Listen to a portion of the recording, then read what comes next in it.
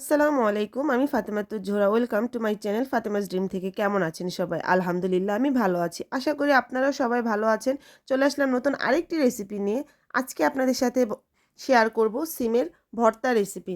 তো কে সিমের ভর্তা পছন্দ করেন অবশ্যই আমাকে জানাবেন। তো প্রথমেই আমি অল্প পরিমাণ পানিতে সিম আর নুন দিয়ে এখন এটা আমি ভালো মতো সিদ্ধ করে নেব। আপনারা দেখতেই পাচ্ছেন আমি কিন্তু সিমের সাইটের যে খোসাটা আছে সেটা ফেলে দেইনি, না দিয়ে আমি সিদ্ধ করেছি। কেন সিদ্ধ করেছি আপনারা এখন দেখতেই পাচ্ছেন। এই তো আমি এটা এখন সুন্দর মতো বেছে নেব। আপনারা যদি এটা আগেই বেছে সিদ্ধ করতে বসান তাহলে সিমের ভিতরে এক্সট্রা পানি ঢুকে যাবে আর আপনার ভর্তাটা খেতে মজা লাগবে না। তো দেখতেই পাচ্ছেন আমি এখন সিমগুলো সুন্দর মতো পরিষ্কার করে নিচ্ছি। এই তো আমার পরিষ্কার করা হয়ে গেছে।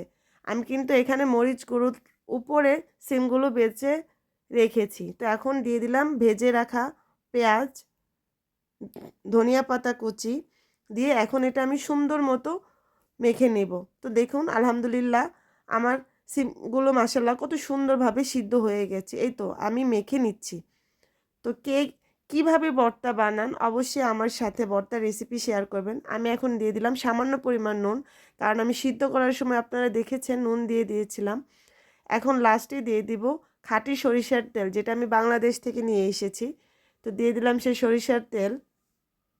আলহামদুলিল্লাহ দেখেন ভর্তাটা হয়ে গেছে, খুব সহজভাবে ভর্তাটা হয়ে গেছে। তো কার কেমন লেগেছে অবশ্যই শেয়ার করবেন আর আমার পাশে থাকবেন, আমাকে সাপোর্ট করবেন। Thanks for watching my video. আল্লাহ হাফেজ।